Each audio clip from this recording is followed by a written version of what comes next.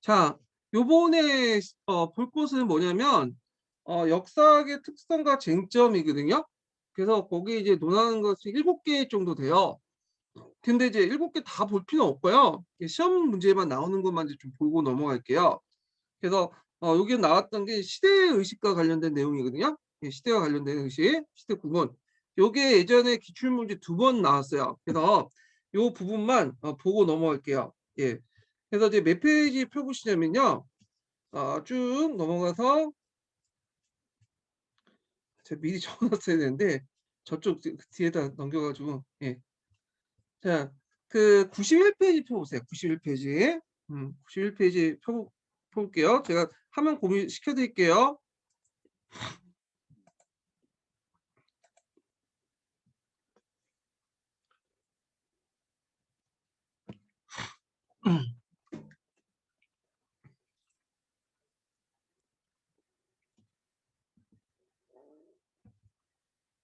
자, 91페이지 보겠습니다.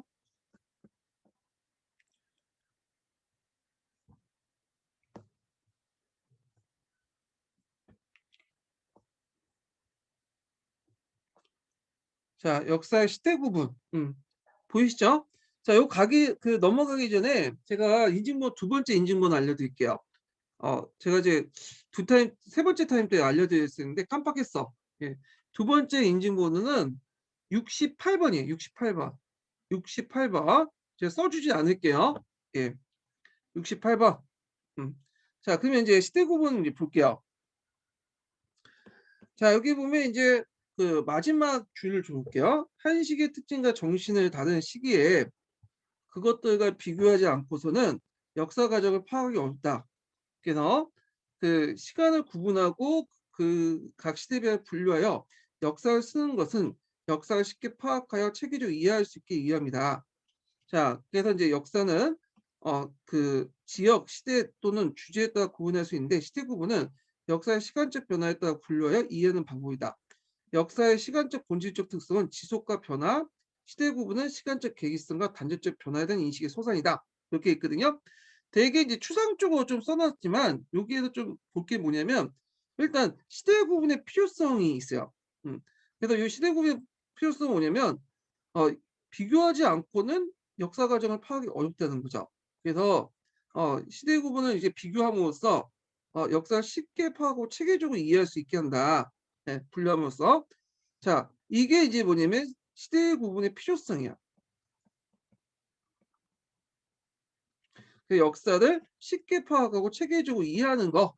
예, 시대를 분류함으로써. 예. 자, 그걸 좀 기억을 해 두시고요. 또 여기에서 볼 게 뭐냐면 그 역사의 시간적 특징의 본질적 특성에 그런 거예요. 그래서 여기 보면 그 지속적이고 변화이며 그 시대 구분은 시간적 계기성과 단절적 변화를 가지고 있다. 뭐 되게 어렵게 얘기를 하는데 이게 뭐냐면 역사가 우리가 시간을 변화한다고 할 때 우리가 역사에서 시간을 변화할 때 어떤 특징은 세 가지 요건을 가지고 있어야 돼. 지속과 변화. 첫 번째. 그다음에 시간적 계기성, 단절적 변화. 요 세 가지를 가져야 되는데 일단 우리가 이제 역사적 시간이라는 지속과 변화라는 게 뭐냐면 우리가 인제 예를 들어 가지고 그 창문에 이 창문이 있어요. 창문에 비가 막 이렇게 뭐냐 흘러가는 거 창문에 비가 흘러가는 모습을 본다고 해요. 우리는 이걸 역사적 시간이라고 할까요? 이게 역사적 시간이 아니에요. 왜냐면 변화는 있는데 지속이 없어. 예. 그래서 역사적 시간이라는 이런 거죠. 우리가 조선시대 있죠, 조선시대. 조선시대는 뭐냐면 나름대로 지속적인 시간이죠. 이 500년 동안의 시간. 예. 그걸 이제 근데 그 지속된 500년 시간 안에서 또 조그만 변화가 일어나. 그래서 이제 이게 역사적 시간이라고 하죠. 조선시대 이제 그 변화를. 예. 그래서 어떤 역사 시간은 지속과 함께 변화도 같이 있어야 된다.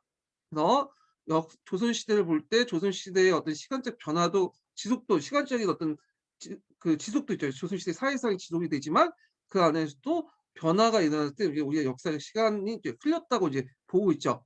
그러면 시간적 계기성과 단절적 변화 뭐냐 지속과 변화를 바탕으로 시대 구분을 하게 되는데 요때 시간적 계기성과 단절적 변화가 필요해.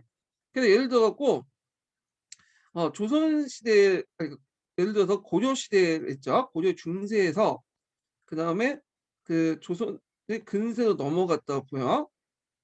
그러면 요때 이제 고려 중세에서 그 고려 중세에서 조선의 근세로 넘어갈 때 고려 나름대로의 그 안에 인제 지속성이 존재하고 있죠. 그 안에 조금씩 변화하고. 그렇지만 이게 갑자기 이제 이런 변화들이 누적돼서 하나의 폭발적으로 넘어가는 거 고려 시대를 조선 시대로. 이게 위화도 해군이죠. 그 위화도 해군을 통해서 뭐냐면 고려 시대에서 조선으로 넘어가요. 그러면 고려와 이 위화도 해군을 넘어갈 때 인제 그 시간적 계기성 계기가 됐던 것이 조선인데 그래서 요때 고려와 조선은 다르게지죠. 그래서 고려라는 어떤 시간적인 변화가 지속이 되지만 그 조선 고려의 사회에서 양적인 어떤 변화가 누적되고 그것이 위화도 해군이라는 시간적인 어떤 계기를 맞아서 조선으로 넘어가면 이제 고려와 조선이 구별이 되는 거야. 예. 좀 어려운 말이지만 예 요렇게 이제 이해를 해 주시면 될 것 같아요. 자 이런 그 역사 인식의 소상이 예전에 기출문제 나왔어요. 요거 좀 외워 두시고요. 자 그다음에 우리가 보통 역사를 시대 구분할 때 자주 많이 사용하는 것이 고대, 중세, 삼분법이야. 예 근대라는. 이제 이게 우리나라에서 처음 나온 건 아니죠. 언제? 르네상스 시대 때 나온 거예요. 그래서 르네상스 인문주의자는 자신의 시대를 새로운 시대라고 정의하고 앞서 시대를 단절 강조했다. 그 중세 시대죠. 그래서 자신을 근대라고 하고 그래서 인제 그리스, 로마 고전 문학, 고대를 상당히 높게 평가하면서 자신의 시대의 부활을 그 고대와 연결시켰어요. 그 중세는 서노마 제국 이후에 야만과 암흑이 지배하는 중간 시대를 봤죠. 그래서 고대 문화가 중세에 이어진 연속성을 부인하고 중세를 고립된 시기로 인식하게 되는데 그래서 새로운 시대, 요 새로운 시대는 르네상스죠. 예, 요 르네상스. 자, 르네상스는 그 중세와 관계가 없는 오히려 뛰어난 고대와 직접적인 관련 있는 그런 시대를 본 거죠. 그래서 르네상스의 그 부활의 의미는 고대죠, 고대. 예. 그래서 인제 이것이 나중에 어디로 계승이 됐냐면 그 18세기 이후에 후머니스트 중세관도 계승이 됐고 예. 그래서 중세는 평가 절하하고 계몽사상가의 역사관도 그 뭐냐면 그렇게 보고 있죠. 중세를 상당히 암흑의 시대로 하죠. 근데 이런 중세에 대한 인식이 낭만주의 역사가에 의해서 변화가 돼요. 그래서 요때 중세 사회 문화를 새롭게 발견하면서 이렇게 인제 중세 사회 편찬과 함께 중세에 대한 체계적인 연구를 통해서 중세를 매우 창조적인 시기로 본 거야. 지금의 근대의 어떤 이성적인 시기가 아니라 낭만적인 시기로 봤죠. 자 그래서 중세 특유한 시대의 특징을 강조하면서 선분법은 이때부터 이제 학과 부대학의 시대 구분이 된 거야. 그러니까 처음에는 그 인문주의자 르네상스 인문주의자들이 자신의 시대를 좀 부각시키기 위해서 이 고대, 중세, 근대라는 개념을 만들었는데 요때는 시대 구분은 상관없어요. 근데 이제 뒤에 들어가면서 이 낭만주의자가 등장하면서 역사를 연구하는 과정에서 각 시대마다의 독특한 특징이 있다. 이거 중세도 나름대로 어떤 독특한 특징이 있다. 예. 부정적인 게 아니다. 암묵적인 그 어둠의 세계가 아니다. 이렇게 하면서 고대, 중세, 근대라는 어떤 그 산문법의 시대 구분이 인제 이때부터 형성이 한 거예요. 그래서 인제 요렇게 좀 기억을 해 두시고 자 그다음에 인제 어 이렇게 보고 그다음에 뭐 밑에 뭐 르네상스에 대한 인식인데 이거는 건너뛸게요. 자 20 세기 들어와서 역사 인식의 수단으로서 시대 구분의 가치는 인정하더라도 그 기준을 문제 삼았다. 예 시대 구분을 인정하도 그 기준이 뭐냐? 그래서 시대 구분의 기준을 사상적 변화에 두냐, 정치적 변화에 두냐, 문화적, 경제적 변화에 두냐 두고 논쟁이 많았고요. 역사 중세의 이제 시작 시기에 대해서도 서로마 제국의 멸망이 고대 세계의 종말이 아니며 로마 문화는 메르베르스 왕조와 카로루스 왕조의 문화가 점진적 이행했다는 주장을 했다. 그래서 피레네아파 같은 경우에는 프랑코 왕국의 메르스 왕조의 말기야 중세 시작이라고 봤다. 뭐 이렇게 하고 중세 시작인데 요건 뭐 시대 구분하는 예니까 그냥 넘어갈게요. 여기까지 쭉 그러니까 그러면 이런 식으로 인제 시대 구분이 바뀌었다. 그래서 인제 정리해서 얘기하면 자 대표적인 시대 구분이 고대, 중세, 근대라는 개념이죠. 요 삼분법은 르네상스에서 처음 만들었어요. 처음 개념화시켰죠. 자기 시대를 좀 부각시키기 위해서 고대와 연결시켜서 근데 아직까지 이 삼분법이 시대 구분의 의미로 쓰는 게 아니라 시대 구분의 의미를 쓰는 게 언제 때냐. 자 요 이제 낭만주의자들이 등장하면서 중세를 이제 뭐냐면 독특한 시대로 보고 이러면서 이제 뭐냐면 시대 구분의 의미가 생긴 거야. 자, 요렇게 있고 그리고 나서 인제 시대 구분에 인제 그래서 삼분법 또는 이제 뒤에 뭐 근세, 근대 이렇게 추가해서 뭐 오분법, 사분법 같은 게 생기죠. 자, 이런 것들은 유효하게 인정받았지만 인제 기준이 뭐냐.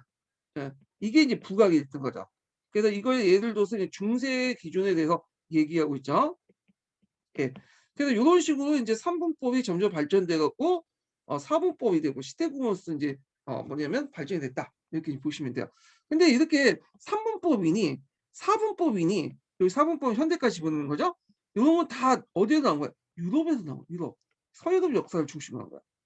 그래서 약간 이제 좀 한계가 있죠, 이거는. 자, 그러면 인제 여기에서 이제 시대 구분의 문제점을 좀 볼게요. 요까지가 이제 시대 구분의 문제점인데 그러나부터가 이제 시대 구분의 문제점이죠. 되게 그러나부터 나오면 되게 문제점이야. 그러나부터. 그러니까 역경을 강독하실 때 하여튼 그러나부터는 항상 주의 있게 보세요. 자, 첫 번째 문제점 볼게요. 앞에서 언급한 이 삼분법 또는 현대를 추구한 사분법. 자, 이게 문제점을 이제 지적해. 시대 구분의 문제점의 제일 문제가 이제 삼분법, 사분법의 문제점인데 자, 첫 번째로 요 문제점이 이제 삼분법과 사분법의 문제점 작은 첫 번째로는 어 서유럽이 아닌 다른 지역에 적용하기 어렵다는 거. 아까 지금 얘기한 것처럼. 그래 갖고 이제 그 이유가 뭐냐. 이건 서유럽 역사를 바탕으로 한 건데 일단 그리스 고대로 시작한 삼분법은 유럽사가 시작되기 훨씬 이전에 동아시아, 이집트 또는 극동의 동아시아에 포괄하지 못하죠. 왜냐하면 그 아시아 역사가 유럽 역사보다 더 많잖아요. 크고 길죠. 그다음 두 번째로는 그 유럽 역사 내부에서 찾아볼 수 있는데 요거는 유럽의 중세 유사한 특징을 지닌 시기를 다른 지역에서 찾아보기 힘들다. 어. 그래서 이런 것들이 이제 문제점이야. 여기가. 얘는 유럽에 우리가 중세라고 하면 뭐 지방분권적이고 뭐 봉건 기사들이 쭉 나오고 그러잖아. 우리가 근현대는 좀 비슷비슷하니까 하는데 요 중세는 이게 유럽의 보편적인 유럽의 특수한 현상이지 전 세계 보편적 현상은 아니에요. 그러니까 이런 것들은 찾아내기 어려워. 예. 그래서 이 삼분법의 문제점 중에 이런 두 가지는 예를 들었고요. 그다음에 두 번째 문제점 볼게요. 두 번째 문제점은 자, 시대 구분은 아이고. 시대 구분은 이거 잘못 적었네요. 예. 다시 해 볼게요. 자, 시대 구분은 획일적인 시대 의식을 초래할 의미가 있다. 예를 들어 중세적이라고 표현한 때도 유럽의 10세기, 13세기 동일한 식으로 간주하고 획일적인 동질성을 가진 파악을 오류를 범할 수 있다. 요거 문제가 있죠. 왜냐면 우리가 유럽의 중세할 때 10세기, 13세기 같은 중세지만 이게 시간적인 차이가 몇 세기예요? 거의 300년 넘잖아요. 이걸 같은 시대에서 동일하게 파악한 건 문제가 있다는 거죠. 우리 식으로 따지면 지금 21세기인데 그 영종조 때 18년 18세기 때 있죠. 예, 영종조 그 18세기 그때 같은 시기로 인제 파악을 해 가지고 동일하게 우리 시대와 그 영종조 시대가 똑같다 이런 식으로 얘기하는 거죠. 요거는 인제 문제가 있는 거죠. 예. 자, 그다음에 인제 밑에 이제 르네상스도 이제 있고 좀 보고 그다음에 여기 보면 세 번째 이제 시대 구분의 문제점이 있어요. 자, 시대 구분의 의의를 인정하지 않는 역사가들은 세 번째 자, 시기 구분이 명확하게 할 수 있을 정도 일반적인 문화적 동시성이 존재하지 않는다고 본다. 그래서 역사상 개인의 사건, 상황을 판별할 수 있는 보편적 기준이 없기 때문에 각 시대에 전개된 개별 사실은 어떤 범죄에 집어넣어 설명할 수 없으며 설사 유용하고 일반화돼도 결국 만족하는 설명이 될 수 없다는 것이다. 음. 그래서 이제 세 번째가 문화적 동시성이 존재하지 않는다. 이렇게 이제 얘기를 하고 있고요. 그 예가 뒤에 있어요. 얘가 뒤에 예를 들어부터가 예가 있는데 이게 예를 들면 두 가지 예가 있는데 요 세 번째 예가 이제 첫 번째 예문이에요. 여기 쭉 들어서 자, 만약 정약용이라는 인물이 역사에 중요하다면 그가 18세기 시작자이기 때문에 중요한 거지. 예. 시작자이기 때문에 시작자가 사상가에 속한 인물이기 때문에 그러니까 그 정약용이라는 인물 때문에 중요한 거다. 이렇게 이제 보고 있어요. 예. 그래 갖고 요거 좀 기억을 해 두시면 되고요. 자, 그래서 일반적인 문화의 동시성이 존재하지 않기 때문에 어떤 개인을 보기에 보편적 기준이라는 건 존재하지 않는다. 예. 그래서 인제 이렇게 보시면 되고, 그다음에 네 번째가 여기 밑에 있죠.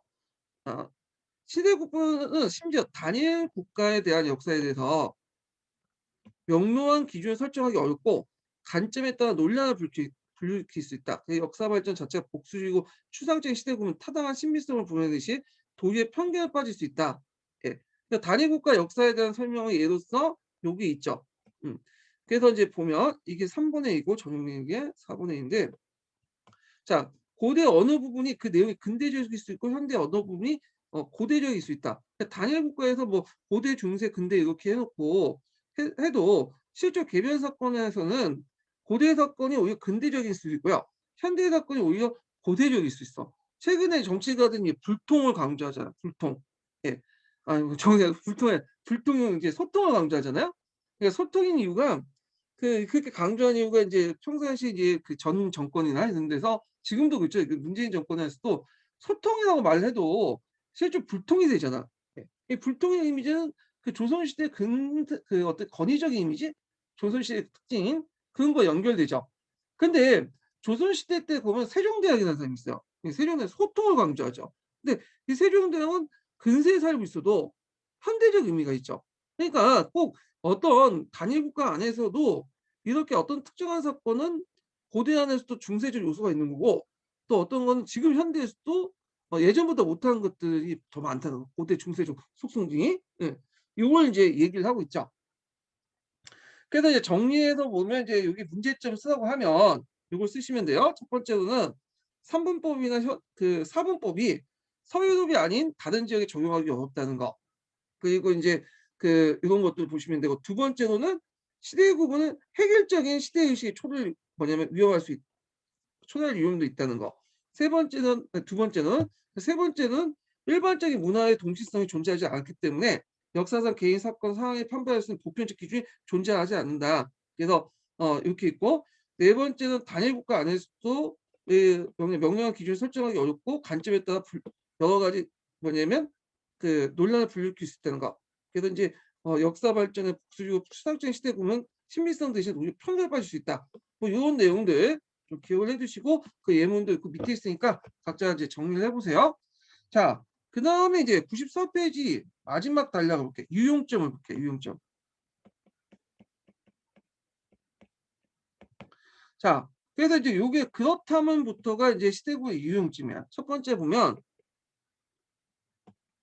이 유용점도 좀 기출 그 기억을 해 두셔야겠죠. 어떤 종류의 것이든 시대 구분은 역사의 길잡이로서 효용적인 가치를 가지고 있다. 예, 요 기억을 해 두시고요. 예. 방향을 제시해 주는 거죠. 두 번째로는 자, 역사에서 설명에 일반화는 불가피하며 다양한 개별적 사실은 역사의 범주로 구분하는 건 역사 이해에 유용하다는 거. 아. 그래서 세 번째로는 역사에서 공식이나 도식은 하나의 가설이지만 역사에 대한 사고 해석의 수단이 될 수 있다. 예. 그래서 가설이지만 이해의 한 도구와 사용할 수 있고, 자, 시대 구분은 잡다한 역사 사실을 체계의 논리를 부여하여 역사적 시기의 특징을 파악하는 데 도움이 될 수 있다. 만약 시대 구분이 없으면 잡다한 역사적 사실을 다 외워야 돼. 근데 이걸 알므로써 구분시키고 각 시대의 특징들을 파악할 수 있다는 거, 범죄화시키고 뭐 이런 것들이 쭉 있어요. 그래서 네 가지가 있는데 외워두세요. 요거는요. 예. 시대 구분의 유용성 이렇게 이제 보시면 되고, 그다음에 쭉 넘어가서 자, 요게 이제 쭉쭉 넘어가서 뭘 보냐면 마지막 단락 보세요. 자, 역사학습에 이제 시대구분의 의의가 크다 하면서 이제 역사학습에서 시대구분 어떻게 인제 관련된 것을 이용하나 이렇게 보는데, 자, 일단 역사학습에서는 이제 시대구분을 시대학습법을 널리 이용하죠. 자, 그래서 한국사를 비롯한 동양사 시대구분은 주로 왕조교체가 밀접한 연관을 가지고 있어서 이루어지는데, 하지만 왕조가 바뀌었다고 해서 시대의 조류가 급격히 달라진 건 아니다. 예. 그래서 요거와 관련된 내용 좀 기억을 해 두세요. 기초인데 뭐 다른 나라는 좀 다르지만 우리나라는 되게 왕조사가 시대 구분하고 연결돼 있어. 예를 들어 고려 시대 같은 경우에는 그 중세고 그다음에 조선 시대는 근세죠. 이런 식으로. 예. 그런 것들. 근데 조약은 왕조가 바뀌었다고 해서 갑자기 바뀌는 건 아니죠. 예. 그래서 점진적으로 바뀌는 거야, 점진적으로. 그 고려 시대 때 양적 변화가 어떤 계기를 또 조선으로 넘어가면 조선에서 고려 시대에 있는 것들을 좀 이어가면서 쪼금씩 조선의 나름대로 변화가 생기는 거죠. 예. 그래서 아까 인제 역사적 변화라는 거는 단절적인 것이 아니라 연속적 축적적이고 그리고 따라서 변화의 시작과 끝은 항상 그 중심점 어떤 시간적 거리를 갖고 있다.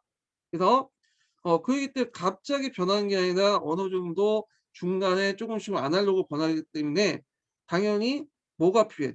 전환기와 가도기가 필요해. 전환기와 가도기. 예.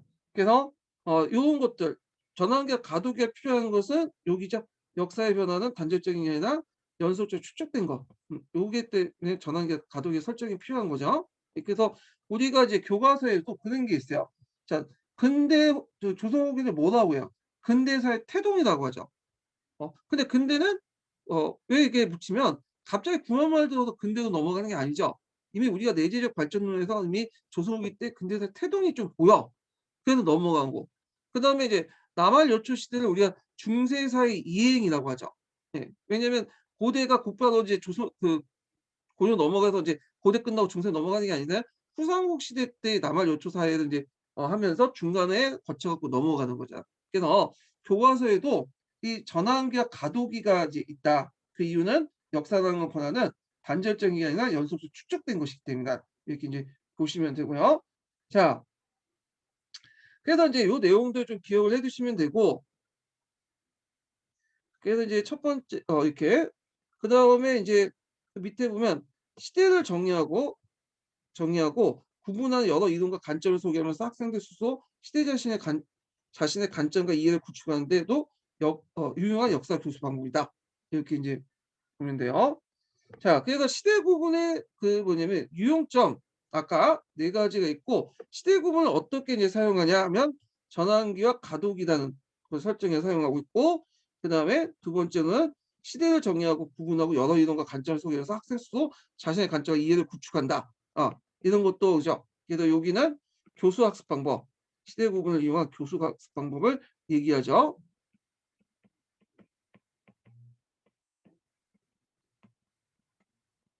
교수 학습 방법 관련된. 자 그다음에 마지막을 보죠. 마지막에도 기출이 나온 게 있어요. 자, 과거의 역사를 특정 시기로 나누어 이해하는 데는 시대 인식을 위해서는 통시대적 역사 지식과 역사 지식의 악물이 필요하기 때문에 시대 구분에 그런 역사 학습에 상당한 배경 지식을 갖춘 고학년이 접합한 이거 꼭 기억해. 저학년이 아니라 고학년. 뭐 상식적인 얘기지만 고학년이 있어. 근데 이게 이제 객관식 기출에 쉽게 나오고 이제 찍을 수 있는데 요런 식으로 물어볼 수 있죠. 시대 구분에 따른 역사 학습에 상당한 배경 지식을 갖춘 고학년이 이렇게 있는데 그럼 시대 구분이 왜 고학년에 적합한지 쓰시오 이렇게 나오잖아. 그럼 어떻게 써야 되겠어요? 이거 좀 이건 암기해야 죠 과거의 역사를 특정 시기에 나눠 이해하는데 시대 인식을 위해서는 통시대의 역사 지식과 역사적 악목이 필요하고 상당한 배경 지식을 가지고 있어야 되기 때문에 고학년에 적합한다. 요걸 쓰셔야 되겠죠. 적합한 이유. 이런 식으로 문제가 하나 딱 나올 수 있죠. 자 그래서 고학년에 적합한 이유도 이렇게 좀 기억을 해 두시면 될 것 같아요. 자 시대 구분은 예전에 객관식 때 한번 나왔어요. 이게 안 나온 지가 벌써 한 10 년이 넘은 것 같아요 제 생각에. 그래서 한번 나올 가능성이 있어요 이 부분에 대해서는. 그러니까 이렇게 공부를 해 두시고 거기에 이제 잠깐 이제 6번째 쟁점 내용이 역사적 설명과 인과관계 부분이 있거든요. 요것도 중요하긴 하는데 요거는 그 뒤에 이제 인과적 설명이 있어요. 인과적 설명 방식이. 요게 자세히 나와 있으니까 요때 이제 살펴보기도 하고요. 건너뛸게요.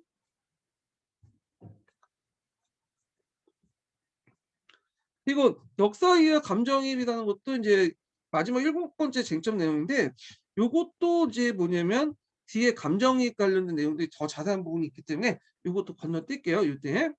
보기도 하고. 자 그다음에 인제 뭘 보냐면 뒷장 넘어가서 자 역사 연구 동향과 역사 교육이에요. 그래서 역사 연구 동향은 사학사예요 사학사. 그거는 사학사, 역사의 역사죠. 네. 그리고 역사 교육은 이제 뭐냐면 역사 교육의 역사 이렇게 보시면 돼요. 요게 부분은 여기는 빠진 것 같은데 역사가 사학사가 역사 교육의 역사를 이제 보는 거야. 그래서 한국, 중국, 일본, 한국, 중국, 서양의 어떤 연구 동향과 역사 연구와 그리고 그에 맞춰 이제 각 시대의 역사 교육 관련된 내용이에요. 예. 자, 그러면 이제 한번 좀 볼게요. 여기 뭐 되게 내용이 많은데 일단 먼저 시작하는 게 이제 역사 연구 정통과 역사 교육이죠. 그러면 중국 정통 역사가 나와요. 이거는 좀 솔직히 말해서 그 역교don하고 보다는 뭐 어디가 나오냐면 이 역교don 자체에서 나온 것보다는 보신 분들은 알겠지만 동양사 있죠. 동양사 중국사죠. 이제 엄밀한 중국사하고 한국사 그 기출과 관련된 내용들이 많아요. 그래서 이건 역교도를 공부한다는 것보다는 한국사, 중국사를 공부한다. 특히 그 중국의 어떤 한국의 사학사, 네, 요걸 공부한다. 근데 요거 약간 읽고 넘어갈게요. 왜냐면 이거 동양사, 중국사와 연결돼 있고 여기도 은근히 또 기출 관련된 내용이 있더라고요. 일단 네, 도움이 되는 내용이 많아. 그래서 여러분들 이건 역교도 공부한다고 생각하는 것보다는 중국의 사학사를 공부한다. 네, 이렇게 보시면 되고 중국의 사학사 관련돼 갖고는 11년 기출문제 단독으로 한번 나왔고 그다음에 또 사기와 한서 비교한 거 있죠? 그거 나왔고 그다음에 한서 관련된 나왔고 자치통합 나왔죠. 한 4문제에서 5문제 나온 것 같기 때문에 나올 수가 있어요. 좀 볼게요. 자, 쭉 넘어가 다음 장 보면 자, 중국 최초의 역사 소수는 기원전 5세기 때 공자 춘추다. 그래서 공자는 너나 역사의 연대수를 기술했는데 단순히 역사적 사실만 전달하는 게 아니라 대의 명분으로 밝혀 그것이 천하의 질서를 바로 세우려했다. 자, 여기에서 이제 예전에 기출문이 나왔죠. 자, 공자의 춘추는 지금 존재하고 있는 중국 최초의 역사세. 존재하는 물론 그 전에도 이제 역사서가 있긴 했지만 예, 지금 남아있는 최초의 역사서는 공자 춘추야. 편년차 사서죠. 자, 그래서 이제 공자는 그 종전에 노나라 춘추 연대긴 춘추를 이제 편찬할 때 그때 내세웠던 논리가 뭐냐면 춘추필법의 논리죠. 많이 들어봤죠? 춘추필법. 이것도 외워두세요. 네. 그래서 이 춘추필법 명분에 따라 준엄하게 기록한다. 옳고 그름을 명확하게 기록한다. 이 춘추필법. 그리고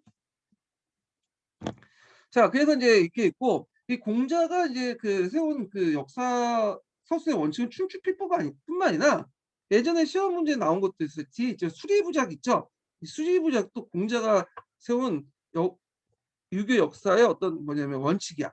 네, 이건 좀 뒤에 좀 설명할게요. 자, 그 다음에 이제 여기 보면 기원전 1세기 때 사마천의 사기는 기전체 서서체를 확립했고 통사저 아이고. 자, 통사 저작을 시작함으로써 중국 고대 사학을 합리했고요. 사마천이 이제 제시했던 개념이 있어요. 대일통 사상이야. 대일통사. 세계는 중국 하나다. 천하는 하나다. 는 관념과 그 다음에 하이사상 기반, 제시한 게 아니라 그 사마천이 이제 그 바탕을 했다는 거죠. 이 대일통 사상에 보일 수 있는 그 책이 물론 사마천 사기도 나왔지만 공자의 춘추도 이렇게 나와 있어요. 그래서 중국은 하나다라는 개념. 춘추 전국시대 분열된 걸 하나 통합시켜야 되는 그 역사 인식은 그 공자 춘추에도 나와요. 네, 그리고 사마천의 사기도 나오고. 하여튼 그래갖고 이제 그 뭐냐면 독자적 역사 서술책을 만들었고 이게 첫 번째 특징이고 두 번째로는 사마천의 인물 묘사는 표현이 구체적이고 선명하고 생동감 있게 이루어져 사기는 역사와 문학을 결합시키는 데 평가했다. 내러티브 양식을 썼다. 서술 방식 이렇게 볼 수가 있죠. 세 번째로는 자, 사마천은 확실한 사실을 기록하는 것 역사서의 원칙과 표준을 삼았다. 네, 팩트를 바탕으로 했고 그 다음에 요거 또 하나의 원칙이 또 나오는데 자, 고대의 서술은 강력하게 하고 당대에 갈수록 자세하게 하는 편찬 그 원칙을 세웠다. 이로써 시대에 거슬러 올라갈수록 분량이 적고 당대에 가까울수록 기록이 많은 후군 받고 원칙이에요. 요거 꼭 기억을 해두세요. 예, 후군 받고. 그래서 아까 이제 세 가지 그 정통적인 역사 서술 원칙이 있죠. 첫 번째 춘추필법, 예, 명분에 따라 준엄하게 기록하는 거. 두 번째는 과거 사실은 적게 기록하고 지금 최근의 시간에 가까운 거는 많이 기록. 후군 받고 이렇게 있고, 그다음에 세 번째는 좀 뒤에 얘기하겠지만 예전에 시험 문제 나왔던 그 뭐죠? 아 갑자기 기억이 안 나는데. 예. 수리부작. 네, 수리부작. 수리부작이란 것은 인제 그 공자가 얘기한 거죠, 논어에서. 그래서 자기는 그 역사를 쓸 때 뭐냐면 문학 작품처럼 만들지 않고 있는 그대로 쓴다. 예. 수리 작품 그 수리부작이 그 내용이죠. 자, 하여튼 이렇게 인제 그 내용들 기억을 해 두시고요. 그다음에 쭉 넘어가서 그래서 위진남북조 시대까지 인제 뭐 사학 같은 경우에는 역사 서술은 개인 사서가 되게 많았어요. 그러다가 인제 국가 사서, 국가가 편찬한 어떤 공식 역사서가 인제 어 잡힌 것은 수당 시대 때부터죠. 요 뒤에. 자, 수당 시대부터 한시대에서 전문적 역사서를 편찬하는 기관을 설치해서 사관 제도를 정비되고 사서 편찬의 제도가 되었다. 그래서 사관은 전 왕조의 역사와 당대 국사를 편찬하는 일을 맡았고, 특히 당대에 들어간 설관수사라는 정통이 세워졌고, 이 설관수사가 뭐냐면 정통적인 간서가 세우고 거기서 역사를 서술한 거야. 예. 그래서 이제 대표적인 게 이제 그 당나라 때 예전에 역사는 개인이 썼는데, 이때부터는 당나라에서는 뭐냐면 국가 차원에서 이렇게 뭐냐면 전문적인 간서를 만들어 갖고 썼죠. 그래서 요 제도를 국사감수제도라고 해요. 국사감수제도. 이거 예전에 한번 기출 문제 나왔죠. 11년 기출 문제. 수나왔 당나라 때 그 당태종 때. 근데 이게 효율적으로 역사 서술은 좀 될 수 있어도 문제는 이 간찬 사서이기 때문에 이 왕조의 통제를 받아서 서술해. 음. 그래서 이제 국가가 사서 편찬을 주도하면서 개인의 역사 서술은 헌재에게 주도이고 사관들 공동 저자로 사서를 편찬했다. 게다가 사관에서 편찬한 사서는 역사적 교훈을 강조해서 후세에 남김으로써 통치의 안정과 질서를 공고히 하는 데 목적이 있다. 예. 그래서 이런 것들 좀 기억을 해 두시고요. 자, 그다음에 송대에 들어와서 중국의 역사 체계가 좀 발달됐는데, 송대 역사서가 발달됐는데 그 이유가 있어요. 요것도 뭐 중국사와 관련된 건데 한번 보죠. 자, 첫 번째는 경제 기반이 확대되면서 인쇄술이 발달됐다는 거. 예. 그래서 서적 간행이 많아졌다는 거고, 두 번째로는 그다음 송대는 이제 그 명분론과 하위론이 중시되어 있다. 왜냐면 계속 이민족이 침해받다 보니까 자존심이 많이 상했을 거 아니에요. 성리학도 이제 형성되고, 그래서 사학은 명분론과 하위론을 중시한 성리학 영역으로 윤리의 성향을 중시하고 성학의 포럼하는 역사 연구가 상행했다. 옳고 그름 이런 것들을 되게 강조했다는 거죠. 그때 이제 만들어진 그 송대의 역사책 중에 대표적인 게 송대의 상화강의 자치통감이에요. 요거 꼭 외워두세요. 자치통감은 뭐 다 아시겠지만 편년제 사서죠. 편년제 사서. 이게 기출에 이제 나왔어. 이게. 자, 하여튼 여기에서 이제 자치통감 기전체를 타파해서 평년제를 쓰인 대표적인 저서고, 요거는 그 사마가 개인이 만든 사서예요. 이후 역사가들은 경서나 정사에 구애받지 않고 인물 전기와 잡사 등 편찬하는 개인의 사서 편찬이 다시 활발하겠다 이렇게 있고, 원대는 뭐 몽골 비사가 있는데 뭐 이름 정도만 외워두시고, 자, 그 다음에 좀 넘어가서 한국의 정통사학을 보죠. 자, 한국의 정통사학과 관련돼 갖고 이제 예전에 한번 객관식 시험에 나온 적이 있어. 예. 그래갖고 한국사 또 관련돼서 또 나오고, 예, 그래갖고 이제 있는데 이게 요 관련된 내용이 이제 있어요. 예. 근데 이거는 뭐 한국사의 사학사 관련된 내용 보시면 돼요. 역사 교육보다는 여기는 정통사학이니까 이제 한국사 관련된 내용으로서 있는데, 요것도 마찬가지로 이제 뭐냐면 한국사 공부한다고 생각하고 공부하시면 돼요. 예. 역교론에서는 요건 나오기 좀 그래. 한국의 전통사서 사학보다는 정근대 시대 때 뭐 역사 교육 관련된 내용은 좀 나올 수 있고, 하여튼 읽어 볼게요. 자, 고려 중기 이후 유교의 왕도 정치 이념을 구현하는 수단이었다. 네, 유교의. 그래서 이제 특히 사학이 역사가 역사 편찬이 그렇다는 거예요. 그래서 삼국사의 편찬은 유교 경쟁인 경학의 일부로서 재앙지하고서 인간행위의 기감에서 교훈적 역사를 출발했다. 그러니까 경사일체적인 교훈적 역사가.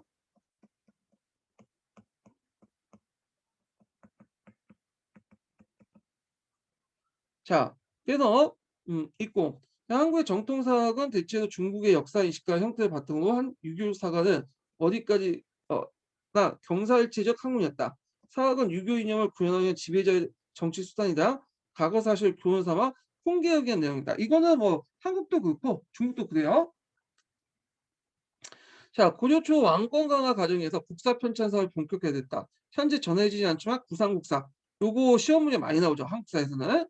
어, 요번에 재작년에 나왔고 고국 삼국사는 고구를 중심으로 삼국의 역사를 정리한 채고 고려 초의 진취적인 사회 분위기를 반영한 것으로 추정되고 있다. 고려 중기 이후 삼국사기, 삼국유사, 제왕기 사서들이 간행되었고 그다음 이규배의 동국 이삼국집에 실린 동명왕편에는 고구려 시조인 주몽과 신하가 아닌 그 역사도 기술함으로써 민족의 정통과 뿌리 내렸다. 그리고 몽고와의 전쟁을 이제 그 하면서 고향된 역사인식은 삼국유사, 제왕기에서 단군을 우리나라 시발점을 삼는 새로운 역사인식이 나왔고 그것이 조선시대까지 이어졌다. 이런 내용이에요. 그 밑에 조선왕조실록과 뭐 동국통관 내용이 나오고요.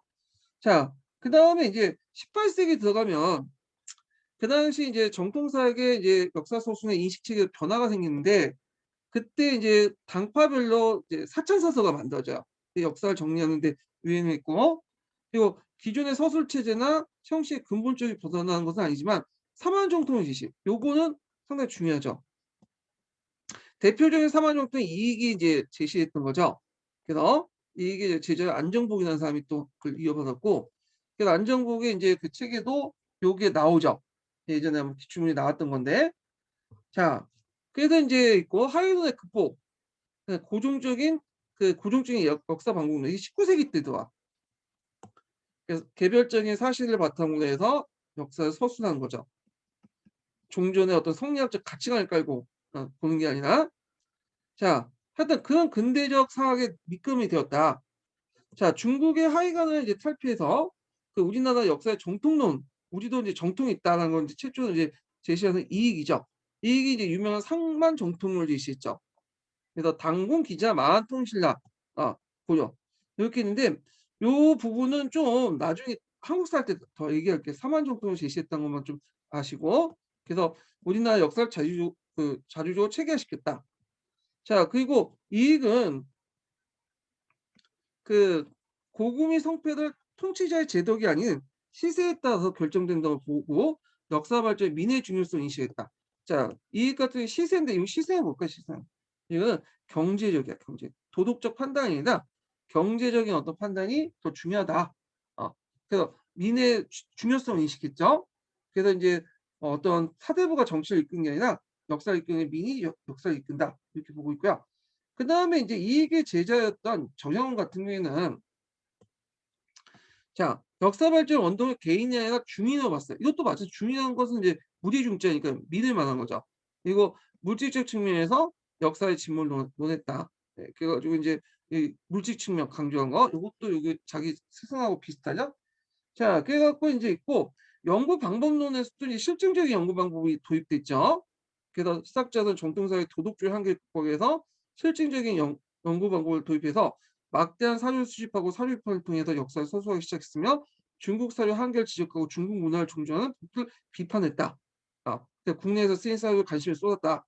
그리고 이 과정에서 연구 대상도 확대돼서 고대사 인식을 체계화시키고 그 폭이 확대되어 한반도 중심 역사 소설에서 요동 만주 일대 민족사 중심을 확대하고 고구려 정통의 역사를 강조했다. 발해도 마찬가지죠. 그래서 대표적인 발해사 같은 거 있죠? 미국의 발해사. 그래서 이제 요게 이제 보면 이제 조선 후기 때 들어가면 일단 큰 변화에서 이제 사학사적인 측면에서 사만정통론이 등장했다는 거. 중국 중심의 어떤 정통관을 탈피하면서 우리나라의 정통론이 등장했다는 거. 연구 방법에도 이제 변화가 일어났던 거. 그래갖고 실증적인 연구 방법을 도입했고 사료 비판도 많이 해줬고 그리고 다양한 사료를 이제 뭐냐면 받아들였다는 거. 그 다음에 이제 세 번째로는 이제 아까 이제 역사 연구 대상도 확대되죠.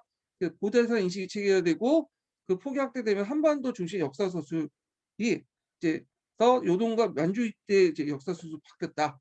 고구 역사도 정통에 강조됐다. 뭐 이렇게 있고. 자, 그 다음에 이제 이렇게 있고 요게 보면 좀 그 중국사와 한국사 사학사 관련된 게 기사본말차 강목책 같은 게 있죠. 여러분들 이거 기사본말차는 뭘 강조하는 거야? 사건을 강조해. 원인과 결과. 예. 그래서 이게 대표는 19세기 때 연료시 기술이 있어요. 이응이에. 이게 대표적인 거고 강목책은 여러분들 아시다시피 이제 그 성리학적 가치관에 따라서 강과 목으로 나죠. 큰 사건은 강, 작은 사건은 목.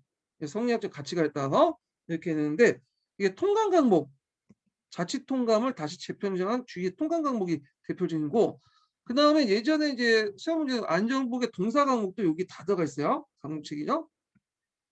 예, 그게 뒤에 있어요. 자, 이극의 연료시 기술도 예전에 그 11년도 기출문제인가요? 아, 10년도 기출문제가 그때 예문 나왔어. 자, 이극의 연료시 기술은 중요한 사건 앞에 내서 내용의 전말 기록은 기사 본마치의 역사로서 역사 내용을 기전체의 역사와 공기의 열전 내용을 대표한 것 같으나 중요한 사건들의 전말을 좀 담고 있다. 중요한 사건들. 그다음 안정부의 동사 강목도 예전에 10년도 기출문제 나왔죠. 안정부의 동사 아이고.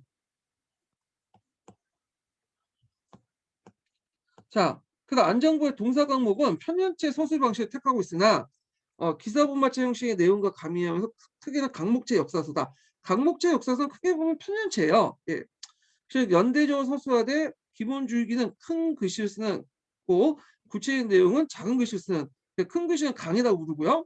그래서 국가 통치의 대강, 목은 그 실행에 위한 구체적인 사회를 기록하죠.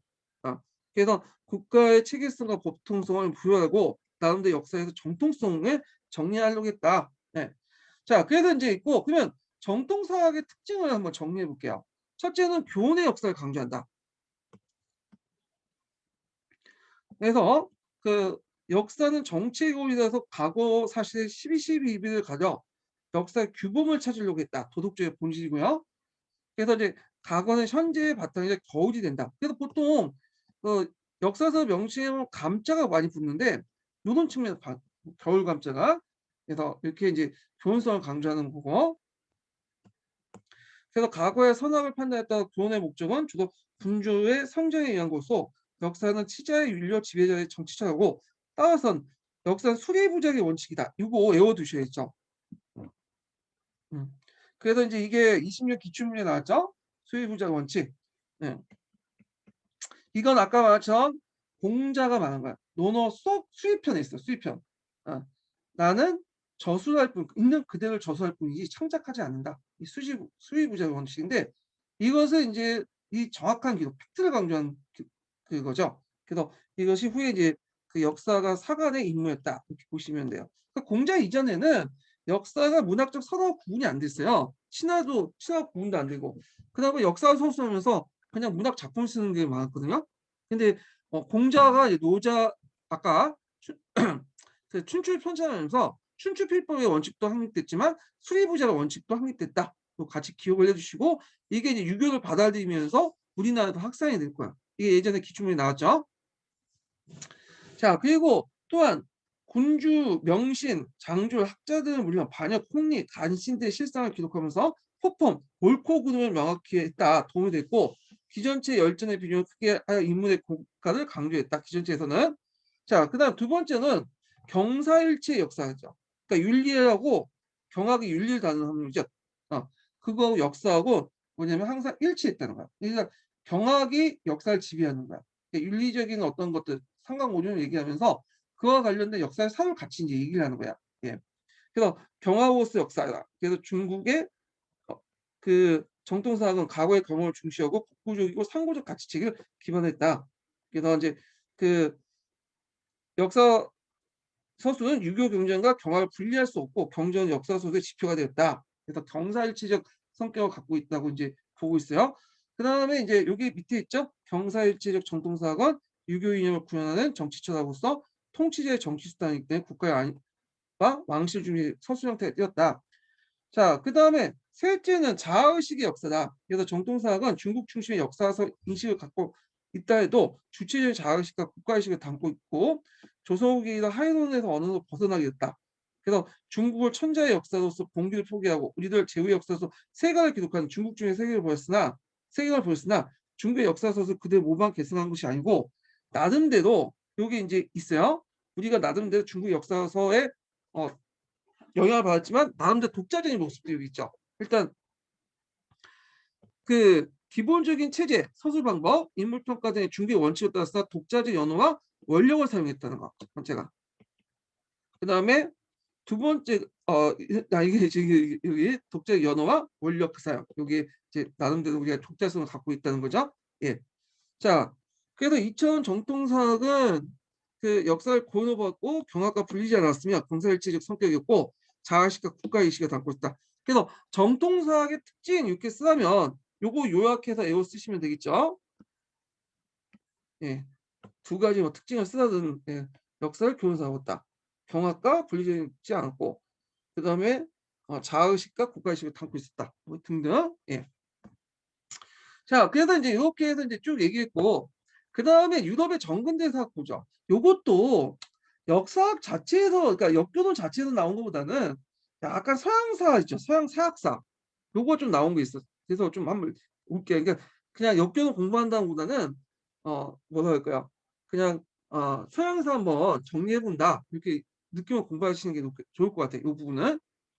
자, 이 앞부분부터 되게 중요한 건 하죠. 헤르돈토스의 투킨디스 차이점. 그래서 요거는 헤르돈토스와 투킨티데스의 차이점은 예전에 두 번이나 기출 나왔어. 요번에 한번 읽어볼게요. 자, 유럽의 역사 소설은 기원전 5세기에 그리스의 헤로도토스에서 시작되었다. 그는 보고들은 어, 그대도 서술한 것을 원칙으로 삼아 페르시아 전쟁을 다는 역사를 편찬했다. 참고 역사는 펠로포네스 전쟁사도 역사예요. 예, 투킨티데스는 다만 이제 두 개가 있죠. 헤로도토스의 역사와 투킨티데스의 역사인데 이게 구분하기 위해서 어, 헤로도토스의 역사를 부제로 붙여 페르시아 전쟁사라고 하고요. 토켄티스의 역사를 좀 부제로 해갖고 펠로포네스 전쟁사라고 하죠. 예, 요거 이제 좀 참고로 알아두시고요. 자, 다시 읽을게요. 자, 헤로도토스의 역사는 일화와 구정, 전승을 많이 담고 있어 사회적 역사로 일컬어지며 지중해 여러 민족의 정통과 풍습, 법률과 종교, 토지와 기후 등을 담은 서술의 문화사적 특징을 보이고 있다. 그리고 투킨티데스 있죠? 투킨티데스는 그 헤로도토스가 심취했던 신화와 전설을 엄격히 배제하고 흥미보다는 진실의 적합성을 의존해야 되는 걸 명제로 해서 펠로포네스 전쟁사를 기술했다. 그래서 이 서양사 시간에 좀 더 다뤄보겠지만 그 헤로도토스가 좀 내러티브적 문학적인 어떤 역사 소설인 반면에서 투키티데스는 엄격한 사료 비판을 쓰고 사료 비판을 그러니까 역사 소설하고 자기가 직접 보고 드는 것만 써요. 예. 자, 그래서 이제 그 밑에 있죠. 그는 사료들 명밀하게 조사하고 정확한 문헌 고증을 통해서 역사 소설도 강조했는데 이러한 사상 후에 랑케국 계승한다. 이렇게. 그래서 예전에 09년 기출문제 때그 그러니까 이제 투켄티데스하고 랑케하고 뭐냐면 짝지은 문제가 있어요. 예. 투켄티데스를 고대 랑케라고 하는데 이거 좀 말이 안 되는 거죠. 예. 표현 자체가 고대 랑케라는 게 랑케가 뒤이기 때문에 랑케를 이제 그 뭐 근대 투켄티데스 얘기하는데 하여튼 그렇게 불려요. 예. 자, 그래서 이제 요 부분 이 투킨티데스 역사 소설 특징 같은 거는 예전에 기출문제 나왔던 거니까 서양사 공부할 때 좀 외워두시고 뭐 요 뒤에는 그냥 쭉 보시면 될 것 같아요. 뭐 중세 시대 때나 르네상스 역사가 있는데 이렇게 쭉쭉 넘어가고 자, 그럼 역교원 부분에 다시 돌아오자. 역교원 부분에는 이제 볼 게 이제 정근대 시대 때 그 역사 교육이야. 역사 교육. 네. 그래서 이제 여기에서 이제 그 우리나라 역사 교육이 좀 나와요. 예. 중국의 역사 교육도 나오고. 예. 근데 중국의 역사 교육은 우리가 알 필요 없고 우리가 알아야 할 것은 이제 그 정근대 시대 때 우리나라 역사 교육을 좀 봐야 되겠죠. 그래갖고 몇 페이지를 보시냐면 114페이지 펴보세요. 자, 그래서 이제 우리나라 삼국시대 때 그 역사 교육이 나오는데 되게 중국 역사서를 바탕으로 했어요. 요 내용이 이제 어디에 있냐면 또 파란 책에도 있어요. 파란 책에도. 예. 파란 책에도 있는데 파란 책에도 이제 265페이지가 있거든요. 265페이지.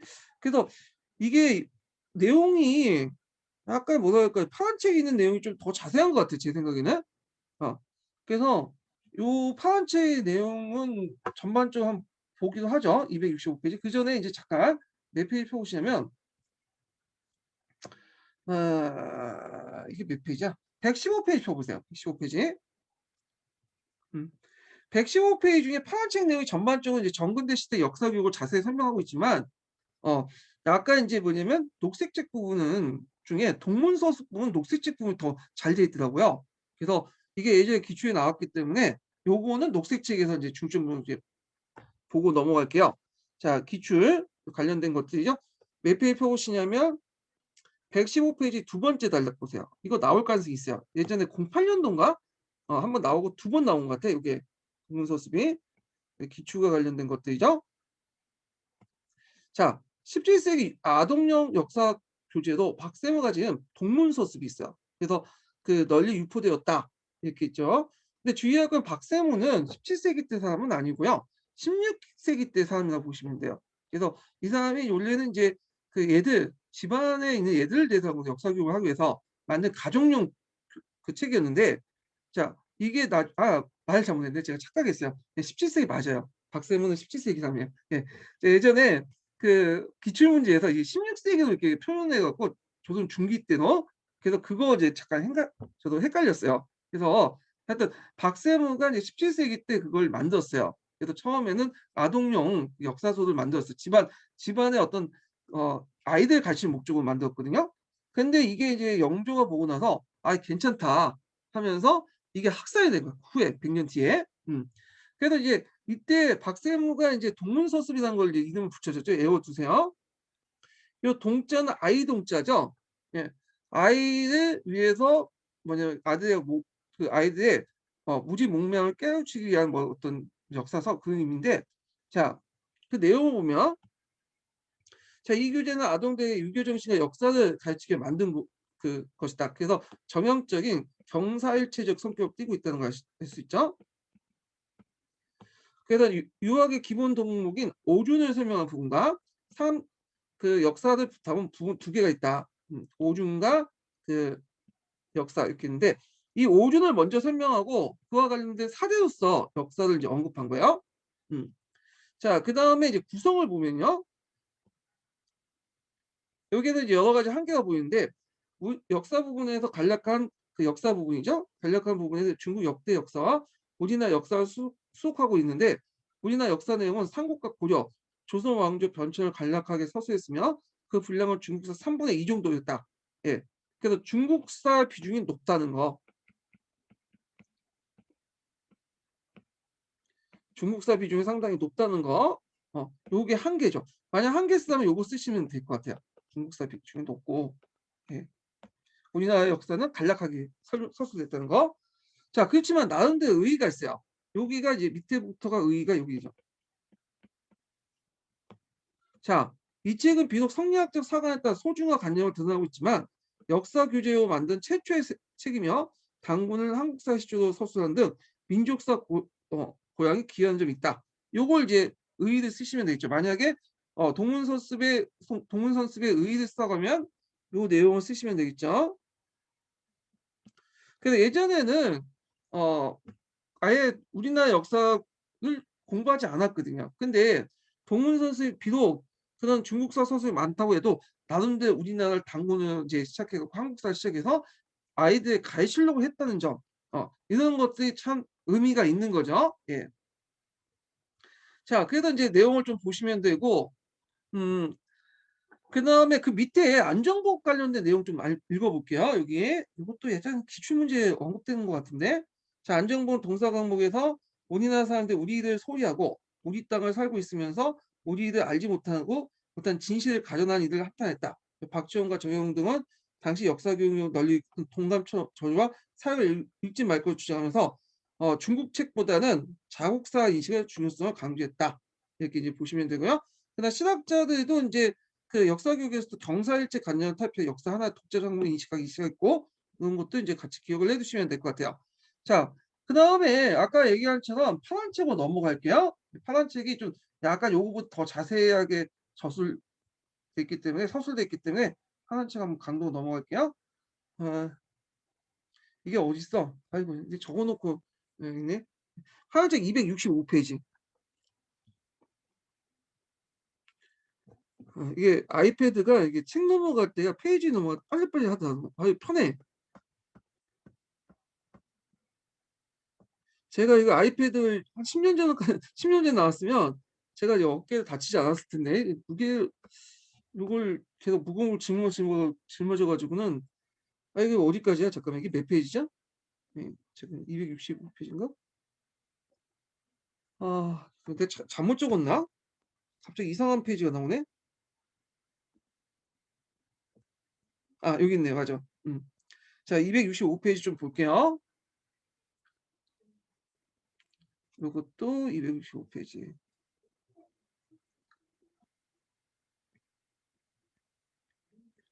자 보면 자 역사 교육과 관련된 거예요 여기는요.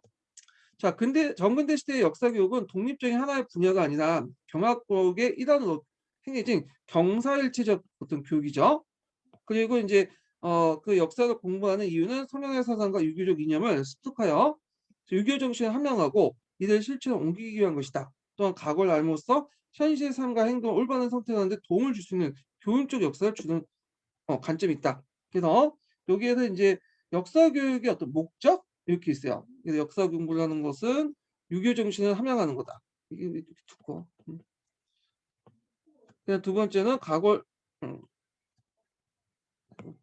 두 번째는 과거를 알므로써 현실 상과 행동에 대해서 어 도움을 줄 수 있는 교훈적 사고를 이제 강조하는 거죠.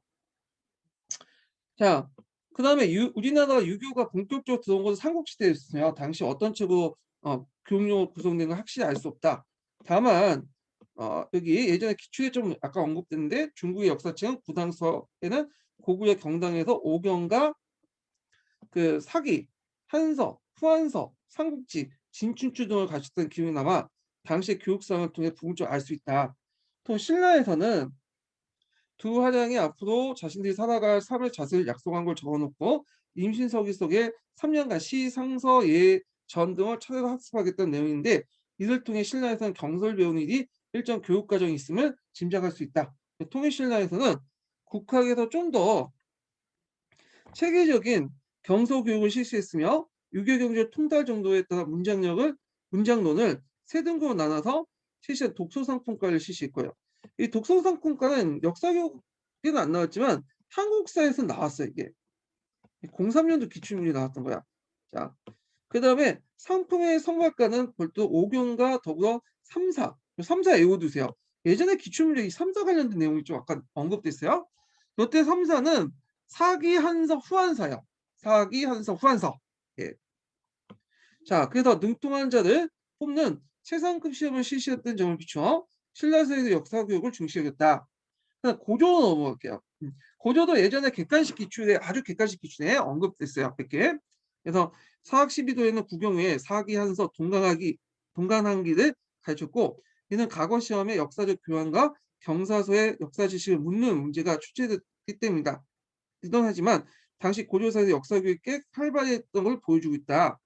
그래서 인제 요런 내용들 보시면 되고요. 그다음에 쭉쭉 넘어가서 조선은 이제 넘어가고 조선 후기 때 넘어간 거 음. 조선 전기 때 잠깐 인제 그 정통과 의리로 이제 동갑초나 사략 같은 것들 뭐냐면 통관계 사서들이 많이 했다. 통관계 사서들이 이제 조선 시대에 많이 읽었던 게 이게 교훈적 의사가 강조가 되는 거거든요. 그래서 인제 요런 내용들 파악을 해 두시고 자 그래서 인제 여기 보면 자 우리나라 역사보다 중국사 중심으로 이뤘다. 그리고 하지만 역사 교육에 대한 관심도 높아져 역사적 인물의 행적을 교재 내용에 활용하는 아동 교육도 행해지고 이게 조선 후기 때 17세기 때 들어와서 아동역 역사 교재로 조선 중기의 여학자였던 박세무가 가진 동문서습이다. 해 가지고 이거 그 녹색책에 있는 내용이죠. 그래서 요 관련된 내용들은 음 그 녹색책에 있는 거 비슷해요. 예. 이게 그래서 이제 여기 뭐 한계 그다음에 그다음에 의미 이렇게 이제 있는데 한계부터 읽어볼게요. 한계. 자, 한계는 첫 번째가 서술 분량의 은 중국사 3분의 2에 지나지 않았다는 거.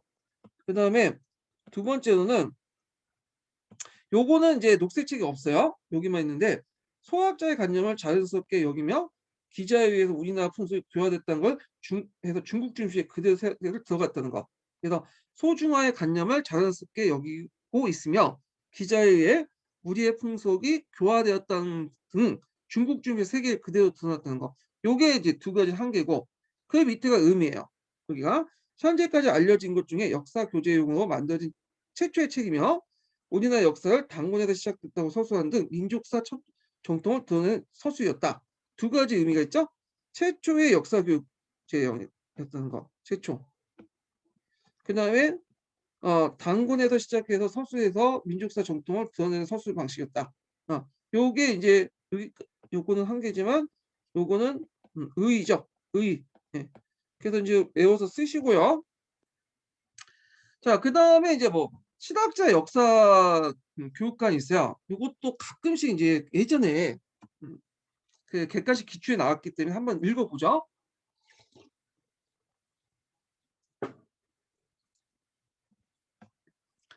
자, 조선 후기 신학자들 사이에 이제까지 다른 역사관과 교육관이 나타나기 시작했는데 신학자는 역사를 하나의 독자적인 학문 분야로 인식하였다. 자, 그리고 이제 신학자 중에는 우리나라 역사의 중요성을 인식하고 중국 중시의 정통론을 벗어나 탈피하고자 우리나라 역사에도 정통론을 적용하는 경우가 있었다. 그래서 우리가 이제 정통론 하면 이제 이익만 생각하지만 홍영하라는 사람도 있었어요. 그래서 동국통감 제강이라는 책에서 이렇게 해서 기자조선 마한 신라로 있는 정통론을 제시했고요. 그 다음에 여기 이게 동국통감 제강은 동국통감이라는 예전에 조선전기 때 책이 있죠. 그 책 중에 중요한 부분만 뭐냐면 요약했다. 네, 요게 이제 보시면 돼요. 강목책을 정리해가지고 강자가 붙으니까. 그래서 요때 정통론 제시했던 거고. 그래서 이제 자국사 중심의 역사서술을 주장했고 이익은 단군 기자 만으로 이어지는 삼한정통을 제시했죠. 그래서 중국과 대등한 발전을 했고 이것도 이제 안정국도 역시 단군 기자 만, 신라, 고려, 태조도 이어지는 정통을 제시했다. 자, 물론 이와 같은 정통론은 근대적 인간의 역사의식의 차이가 있으며 박지원과 정영훈 등 볼 수 있듯이 여전히 자신을 소중하다고 할 만큼 이게 아직 중화의식을 벗어나지 못했어요. 예. 그래서 조선 중화주의, 뭐 소중화 이런 것들은 뭐야 중세적 어떤 민족주의 그렇지만 그 안에는 하이간적 세계관이 중심의 하이간적 세계가 남아있던 거죠. 그래서 그런 것도 좀 기억을 해두시고 그다음 이익과 관련된 것도 이익은 뭐 고금의 성패를 통치자 제도 기하는 시세를 구정짓는 거 보고 그래서 이런 견해는 역사의 원동력을 구명하는 걸 시도한 건 아니지만 영웅주의 역사학이나 도덕 중심의 역사를 점점 극복하고 역사 발전의 민의 중요성을 인식했다는 거. 저희도 역사 발전 원동력 개인이 아니라 중이라 생각하고 물질면에서 역사를 진보를 논했고 그 다음에 도덕적 여전히 상고주의를 구성했다. 그래서 그 앞에 이익하고 정약용 같은 그 내용은 녹색책에 나왔죠. 근데 요 부분 상고주의 옛것을 따왔다. 이건 한계야.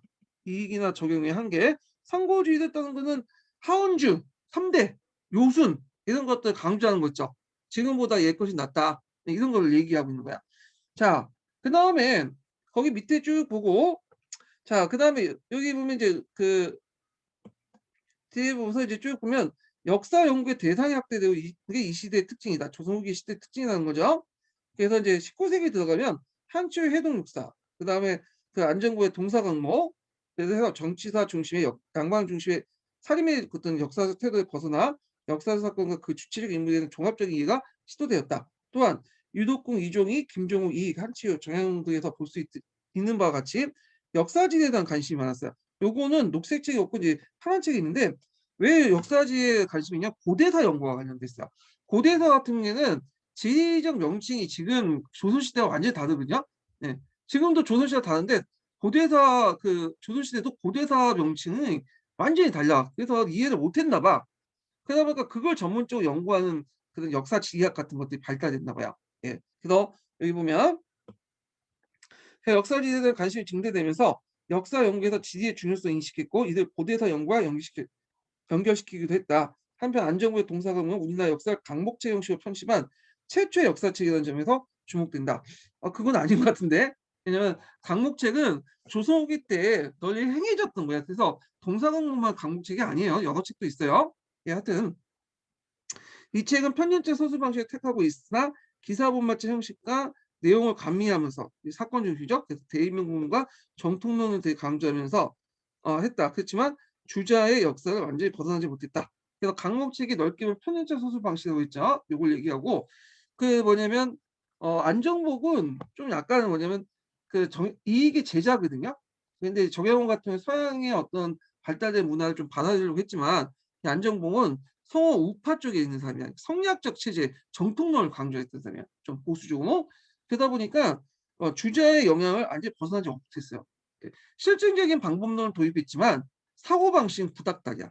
우리가 이제 그 정통론이라는 자체가 이미 성리학적 가치가 나오잖아요. 그걸 버리지 못한 거. 그래서 정통을 버리고 나서야 우리가 진정하게 이제 근대적 역사가 넘어갔다고 보시면 돼요. 이 정통론이 이제 역사관에서 점점 없어지기 시작한 거는 19세기 때부터 조금씩 보여요. 네. 그렇지만 구한말 이후에도 아직까지 버리지 못했어. 사만 정통론 다막 확산되고 돼서 하여튼 19세기 때 조금씩 이제 벗어나기 시작했다 보시면 돼요. 자, 그럼 그 밑에 좀 볼게요. 자, 신학자들 역사 교육을 주목한 것은 국사 교육을 중수와 묵지 않게 중시했던 점이다.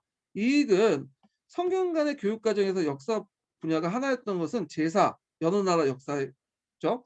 춘추 자전, 봉국사 세 가지 과정을 확대할 것과 그 다음에 봉국사 우리나라 역사죠. 그 다음에 여기 보면 교육 과정에서 태계지를 넣을 것, 과거 시험 과목에서 중국사와 함께 국사를 포함시킬 주장이 있고요. 이거 주장 내용이니까 한번 보시고 안전복 또한 우리나라 사람이 우리나라 역사에 대해서 모르는 것에 대해 우려하면서 자국사 교육의 필요성을 역사했다. 아울러 이익과 안전복보다 체계적으로 쓰여진 우리나라 역사책으로 역사를 정확하게 주체적으로 교육시키고자 했다. 그리고 저형은 더욱 구체적으로 10년에 실시한, 그러니까 3년마다 실시한 과거 시험에 국사를 넣되 자년에는 삼국사기, 노년에는 고려사, 5년에는 동국통감, 6년에는 국조부감을 시험을 실시로 제시했다. 그리고 박세무의 동문서습이 시작자들에 의해서 국사교육 교재를 중시한 것은 이런 맥락이다.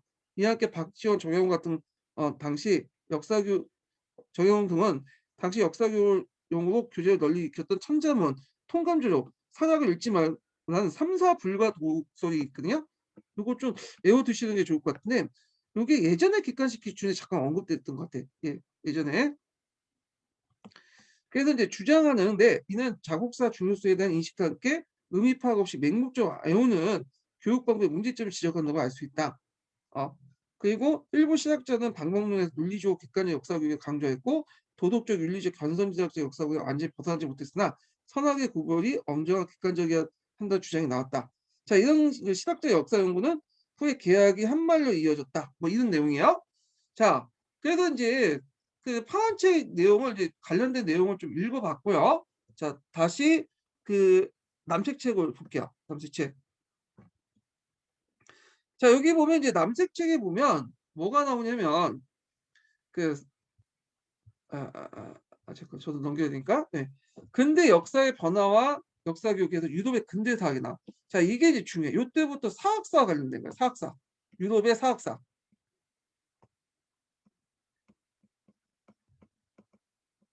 예.